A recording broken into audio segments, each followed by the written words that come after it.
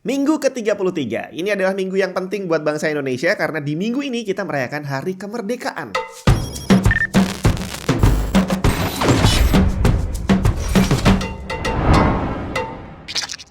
Ini nih, keyboard canggih dari Asus, ROG Claymore 2. Bukan mechanical keyboard biasa karena dia pakai RX Optical Mechanical Switch. Keyboard berpenampilan cakep dengan form factor yang bisa dirubah. Bisa full size dan numpadnya bisa dilepas untuk jadi TKL. Bebas lag dengan respon 1 millisecond baik pada mode wired maupun wireless. Dan saat digunakan wireless, baterai 4000 mAh-nya bisa bertahan 47 jam non-stop dalam kondisi full RGB. Ada volume wheel-nya, extra customizable hotkey, wireless aura sync, dan wrist rest magnetis.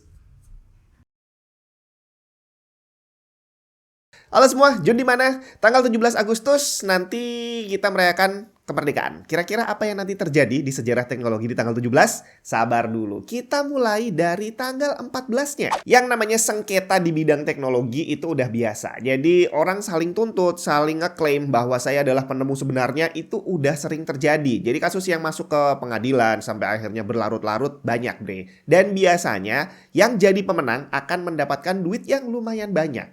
Tapi ini ada satu kasus yang terjadi dan walaupun ini ada satu pihak yang menang, tapi ternyata menangnya agak nggak enak gitu rasanya. Tanggal 14 Agustus tahun 1940, seorang fisikawan dan sekaligus penemu bernama John Atanasoff menyelesaikan sebuah tulisan yang menggambarkan sebuah komputer yang dinamakan ABC, Atanasoff Berry Computer. Komputer ini dia desain barengan sama temannya yang bernama Clifford Berry dan bertujuan untuk menyelesaikan banyak rumus linear di saat yang bersamaan. Prototipenya sendiri sebenarnya udah selesai dibuat di tahun 1939 dan prototipe komputer tadi punya dua fungsi utama. Yang pertama menggunakan kapasitor untuk menyimpan data dalam bentuk biner dan kedua menggunakan electronic logic circuit untuk melakukan penambahan dan pengurangan. Tapi ternyata seperti yang tadi udah saya ceritain, tiba-tiba ada pihak lain yang mengatakan bahwa loh itu adalah ide saya yang pertama.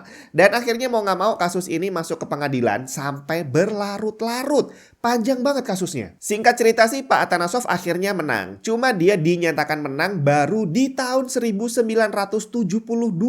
Butuh 32 tahun untuk dia bisa memenangkan kasusnya sendiri. Akhirnya dibuatlah replika dari ABC ini yang ternyata baru selesai dibuat tahun 1997, di mana ternyata 2 tahun sebelumnya pembuatnya sendiri sudah meninggal dunia. Masih dari tanggal 14 Agustus tapi kali ini dari tahun 2006. Saat itu Dell dan Sony melakukan kolaborasi untuk bikin laptop. Dan ternyata setelah laptopnya jadi dan dijual, Dell dan Sony mengakui bahwa beberapa laptop Dell yang menggunakan baterai buatan Sony ternyata memiliki cacat yang bisa menyebabkan baterainya panas dan terbakar atau bahkan meledak. Akhirnya mereka menarik kembali produk yang sudah terlanjur dijual tersebut dan tercatat sekitar 4,1 juta baterai ditarik dari pasaran. Dan ini adalah penarikan produk terbesar sepanjang sejarah teknologi. Dan hal ini terpaksa dilakukan karena memang betul terbukti bahwa banyak kasus dilaporkan laptop Dell-nya tadi terbakar. Tapi yang namanya kehebohan sebuah produk itu bukan hanya terjadi karena hal minus ya. Ada juga hal-hal yang boleh dibilang unik yang akhirnya membuat sebuah brand itu dikenal aneh gitu. Salah satunya dilakukan oleh Apple.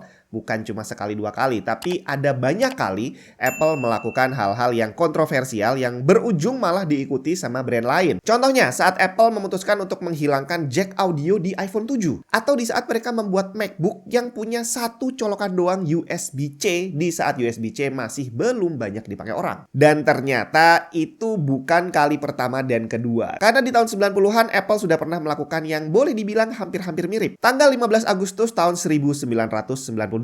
Saat itu iMac G3 resmi dijual. Tema warna bondi blue membuat iMac ini dikenal sebagai komputer yang colorful. Tapi ternyata bukan cuma warnanya yang membuat iMac ini jadi terkenal. Dia menjadi kontroversial karena waktu itu Apple membuatnya tanpa legacy port dan tanpa floppy drive. Apple hanya memasang port USB di iMac terbaru mereka saat itu. Dan jelas waktu itu mereka dikritik banyak banget orang. Karena USB belum umum bre. Waktu itu orang masih sering pakai CD dan juga juga pakai floppy drive. Dan ternyata Apple memutuskan untuk nggak pakai sama sekali. Tapi seperti udah bisa kita tebak, bahwa kontroversi yang dibuat Apple ternyata berhasil membuat USB menjadi standar baru pada produk komputer. Kita mundur ke tahun 1994 dan kali ini beritanya berasal dari Microsoft. Jadi ceritanya waktu itu internet sudah banyak dipakai orang, tapi ternyata Microsoft masih belum ada kasih tanda-tanda bahwa produk mereka itu ada internetnya gitu ya. Sampai akhirnya di tanggal 15 Agustus tahun 94, ada seorang karyawan Microsoft bernama Benjamin Slivka mengirim email ke rekan kerjanya. Dia bilang bahwa untuk bisa mengejar ketertinggalannya, alangkah baiknya kalau di dalam Windows 95 dikasih internet browser bawaan. Jadi itu tadi hanya sebuah ide yang ternyata benar-benar dilakukan sama Microsoft. Dan tepatnya butuh waktu sekitar 1 tahun. Jadi di tanggal 16 Agustus tahun berikutnya, tahun 95, Microsoft memperkenalkan Internet Explorer. Yang ternyata kasusnya hampir mirip seperti yang terjadi di tahun 80-an. Masih ingat cerita saya kemarin tentang Microsoft yang menjual DOS ke IBM? Yang ternyata DOS itu bukan buatan Microsoft, tapi buatan perusahaan lain dan dibeli sama mereka. Ternyata Internet Explorer juga sama, bre. Jadi saat itu Internet Explorer sebenarnya adalah Spyglass Mosaic yang dimodifikasi. Dan Microsoft sendiri memang melakukan modifikasi itu atas izin si pembuat softwarenya ya. Jadi mereka emang udah beli lisensinya. Tapi begitu mereka memasukkan Internet Explorer secara gratis pada Windows 95, Spyglass menuntut bagi hasil yang layak.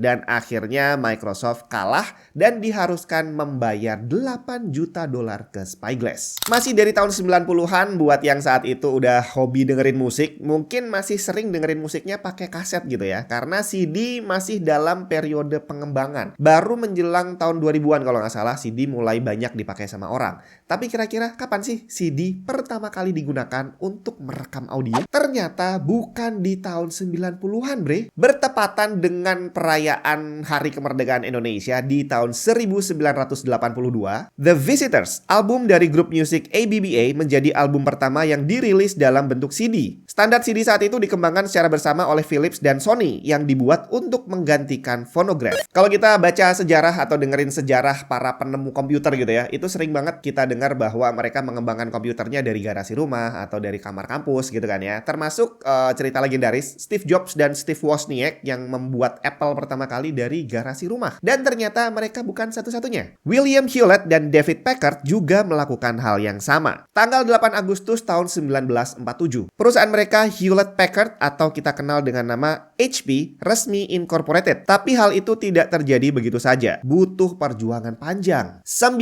tahun sebelumnya mereka berdua berhasil membuat satu produk yang berhasil mereka jual yang ternyata belum komputer waktu itu. Hewlett dan Packard mengawali karir mereka di tahun 1938 dengan membuat mesin osilator untuk pengetesan audio equipment. Mereka berhasil menjual 8 unit alat ini ke Disney yang digunakan untuk persiapan film Fantasia. Dan dari situlah dimulai jalan mereka untuk bisa membangun salah satu perusahaan komputer terbesar di dunia sampai saat ini. Pengen tahu gimana ceritanya sebuah perusahaan bisa bernilai miliaran dolar? Ternyata cukup mengagetkan karena prosesnya nggak selama itu loh. Hanya butuh waktu 1 hari sebuah perusahaan itu bisa bernilai miliaran dolar. Saya kasih contoh Google. Tanggal 19 Agustus tahun 2004, Google membuka IPO atau Initial Public Offering. IPO ini adalah salah satu fase di mana sebuah perusahaan itu membuka sahamnya untuk bisa dibeli oleh publik. Kalau di Indonesia, perusahaan yang sudah IPO ini punya tambahan label di belakang nama perusahaannya, tulisannya adalah TBK atau terbuka. Artinya berarti perusahaan itu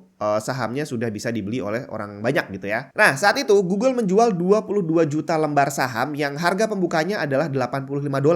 Dan di penghujung hari, ternyata harganya udah naik menjadi $100. Jadi kalau jumlah sahamnya 22 juta yang harga per lembarnya $100, berarti di akhir hari Google sudah berhasil ngumpulin duit sekitar $2,2 miliar.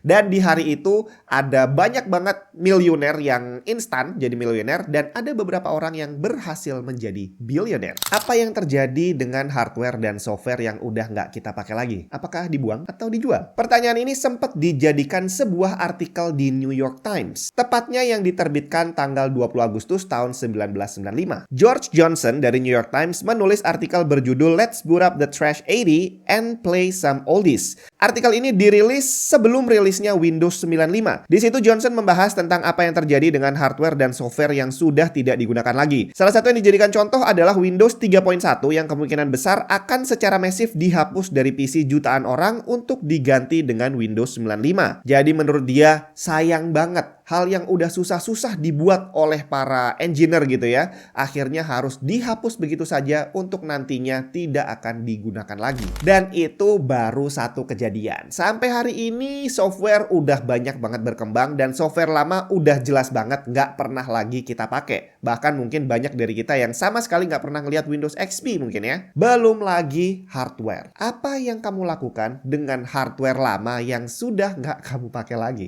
Apakah dibuang atau dijual? Kamu bisa cerita aja di kolom komentar sambil nungguin episode berikutnya minggu depan.